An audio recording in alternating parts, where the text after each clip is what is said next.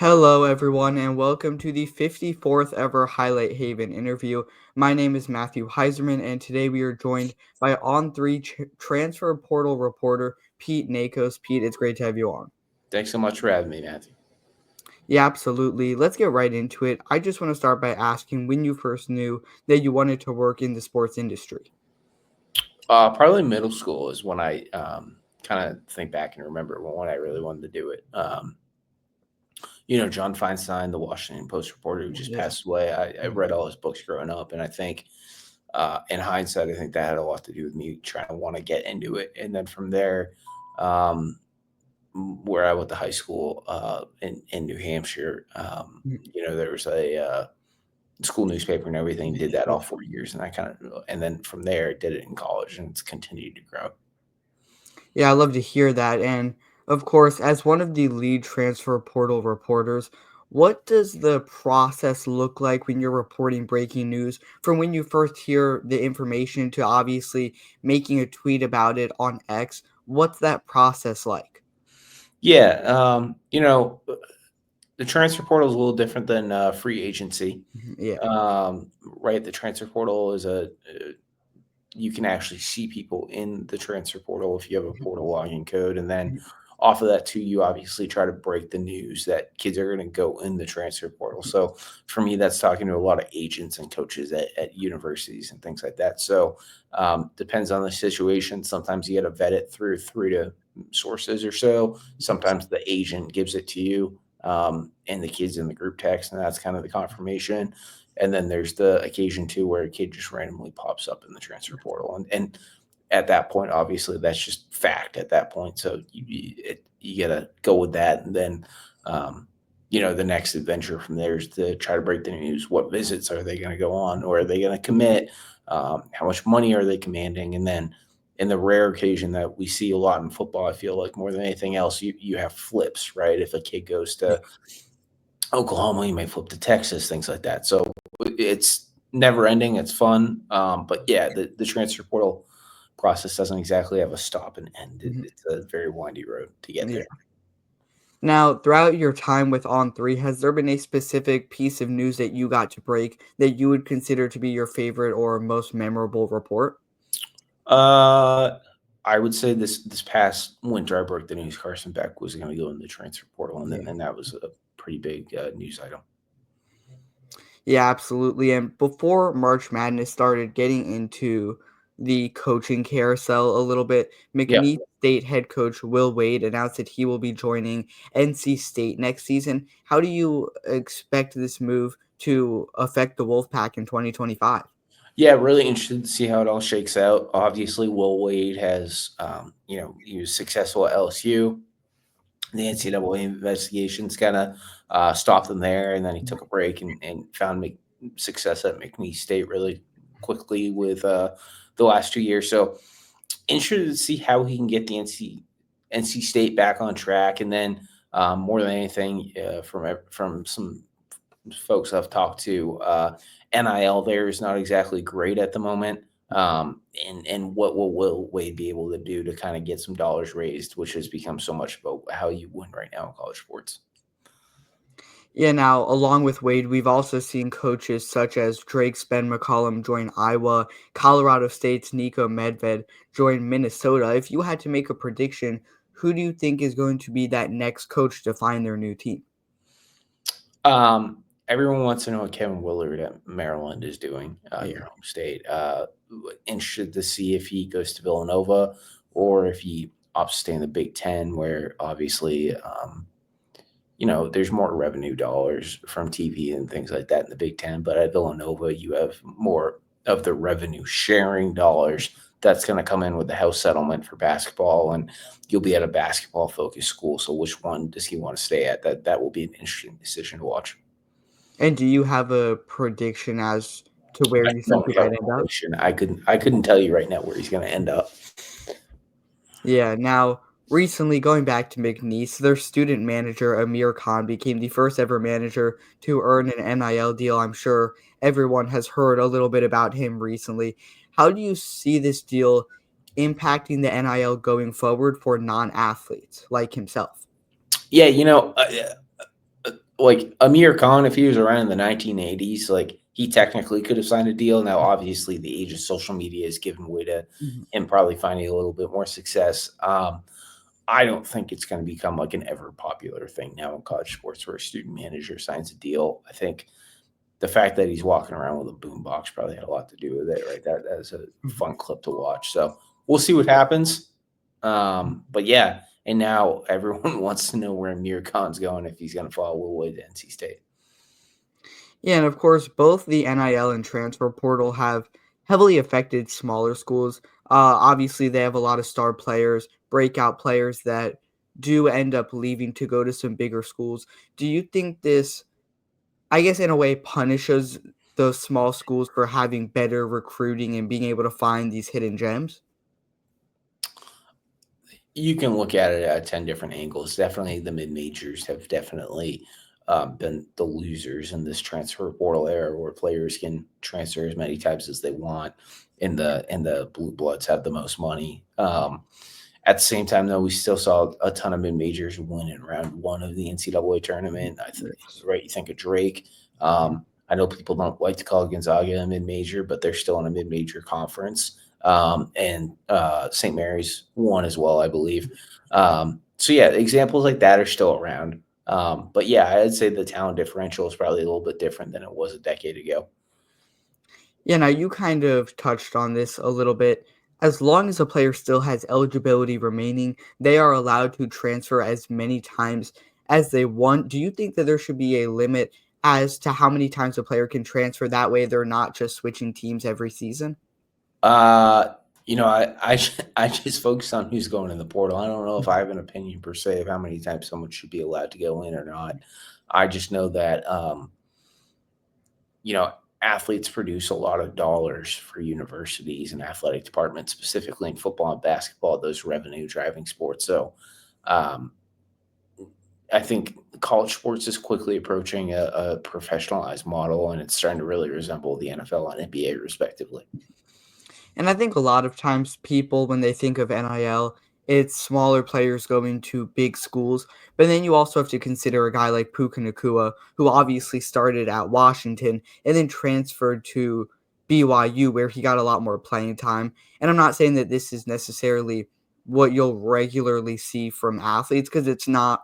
But I do think that there is a second side to it that people aren't necessarily thinking about as much, where you see those better athletes on the big teams not getting as much playing time and then going down to the smaller teams where they can really thrive. Yeah, I mean, there's plenty of examples of that that I can think about where, maybe a guy in the SEC just wasn't getting the playing time that he envisioned. Now he can maybe drop down half a level or a level and get a lot more playing time and prove what he can do. So, um, because my job, I always think more of NIL of like what is the highest paid quarterback in the country? Who is that, and what are they going to get paid? And we're entering a really interesting phase of college sports right now, where schools are going to be able to directly pay athletes starting this summer if this house settlement goes through. And um, it's gonna be really interesting to see what schools value a quarterback at. I mean, you and I both know, right? That's the highest value position on a field. They've been extremely highly paid the last 4 years in the NIL era. Um, how are schools going to handle that?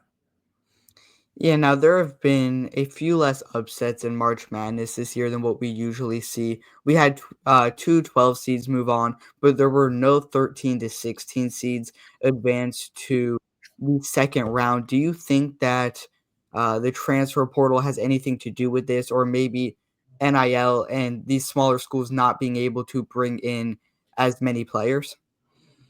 No, I don't think that's made an impact.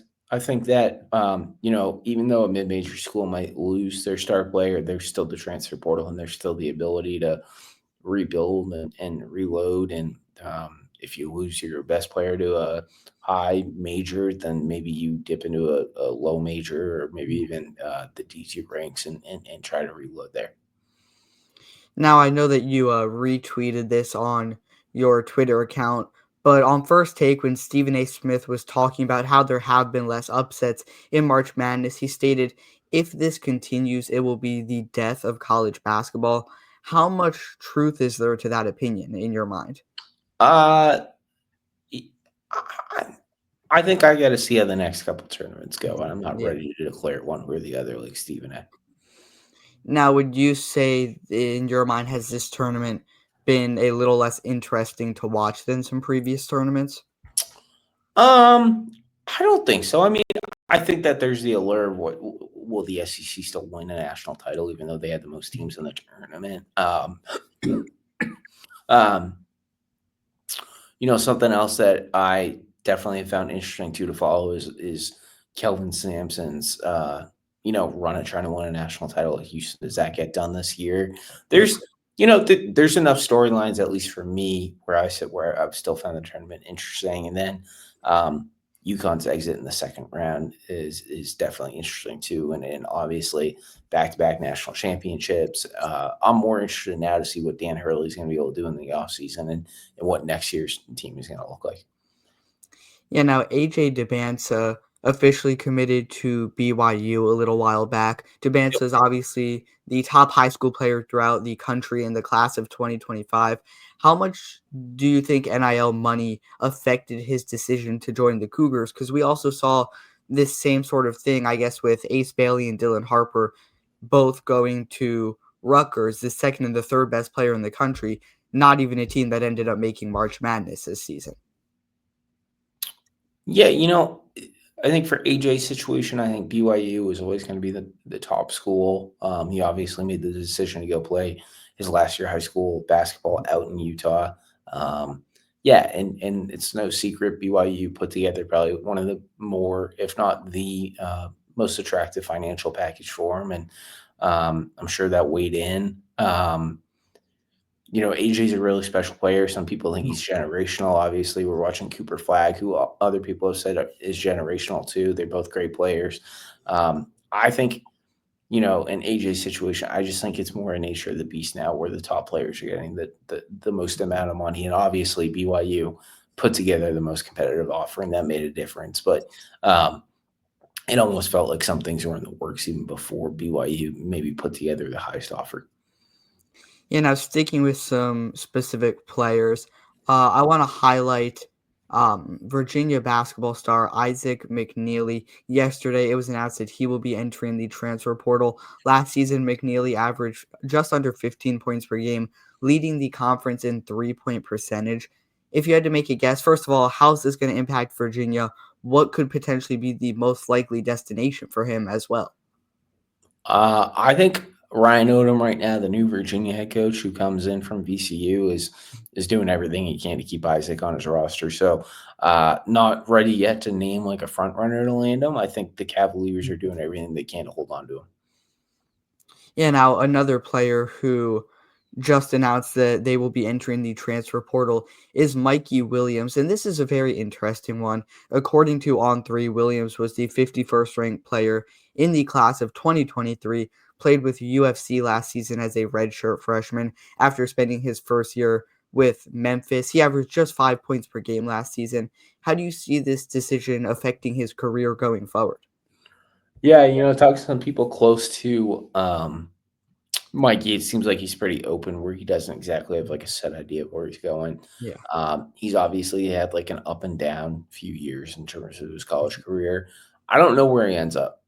I don't. Mhm. I don't. That is not one that I think anyone has a great idea of where he's going to land. But he'll obviously be on his third school in 3 years. Yeah.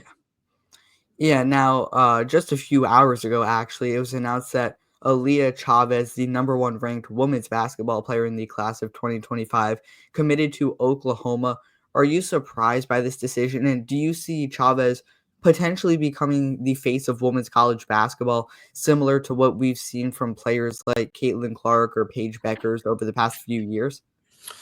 Um, I have followed Aaliyah Chavez's recruitment pretty closely in the last 48 hours. I wrote a story last night that Oklahoma was the trending school and they had the Mhm. momentum. I think that Aaliyah Chavez was obviously the consensus number one player in the in this year's recruiting class, and Mhm. we'll see what she does in college. I'm not ready to say she can't do what Caitlin Clark did for the sport. I think we'll have to kind of wait and see how that comes together. What I do know though is Oklahoma put together a really alluring financial package. Reported a little bit earlier today that I expect the Jordan Brand to offer Aaliyah an NIL deal. Obviously, Oklahoma is a Jordan Brand school, so expect that one to come together, and we'll be interested to see how our first year goes in Norman. I think that um, what I don't know if what Caitlin Clark did for the sport, many others will be able to do in the future, and I'm well aware others blazed the trail for Caitlin to be able to do what she did. I guess the bigger question will be, how does Aaliyah Chavez kind of elevate Oklahoma? They're obviously going to the Sweet 16, which is a big mark for that program right now, and will be, the whole other side to all of this too. She picked Oklahoma or Texas and Texas Tech, two schools in her home state. She's from Lubbock, which is where Texas Tech is. So, how's it all work out? We love to tell the stories of Paige Beckers and Caitlin Clark, who stayed at their universities all 4 years. But does it all work out at Oklahoma? It seems like it will. She obviously committed there, but there's always going to be Texas and Texas Tech there too. Now, I know that this is a very broad question. Recently, we've seen the NIL and transfer portal gain a lot of popularity, become much more important in the college sports community. What do you see the future looking like with these two things? What could we potentially see 5 years from now? Yeah, that's a tough question to answer. I think if you ask 100 people, I think you get 100 different answers. Yeah. This house settlement that's supposed to usher in revenue sharing goes up for final approval in April. Actually, April 7th, the same day as the men's national championship game in basketball. Um, if that gets approved later in the month or in May, and then you'll have revenue sharing starting in July 1, it's going to set the stage for more dollars to be spent on athletes than ever before. Obviously, athletes are what drive college sports, right? That's why the television deals are so lucrative and things like that. But are we headed more and more towards a system where football breaks off, right? Just because of how much money college football is going to be worth. I think that is the $1 billion question, if not more, that is going to have to be answered in the years to come. Mhm. Now, I do have one final question to ask before we wrap things up. If Yeah, there was one piece of advice you would give to an aspiring sports broadcaster or journalist like me, what would it be? build relationships. Um, it's really important you know how to write, and no one is a perfect writer. I'll admit that myself. But if you want to, I focus so much on reporting info and facts that I couldn't do any of that without relationships. So you gotta be a people person. You gotta be okay talking to people on the phone, looking people in the eye, um, and you gotta chase down news, and that all comes with building relationships.